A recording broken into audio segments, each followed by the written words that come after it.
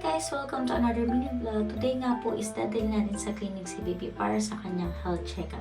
But after that, habang nag-aantay kami ng schedule niya, pumunta muna kami sa park na malapit lang din sa clinic para naman makapaglibang-libang si baby.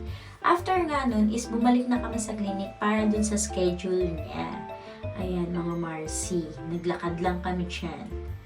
Ayan, binihisan na nga si baby dahil chinek yung kanyang weight at kanyang height.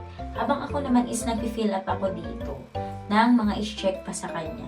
Pagkatapos nga niya, Marcy, hindi ko na masyadong binidyo yung ibang video kasi nagtatantrums na si baby. Iyak na siya ng iyak. Akala niya kasi is injection na naman siya. Kaya nga habang nag-aantay kami dito, andito lang kami sa gilid para tawagin siya ng doktor. Thank you nga po pala mga Marcy sa panonood ng aking mini vlog at pagsama sa amin ni baby. Bye!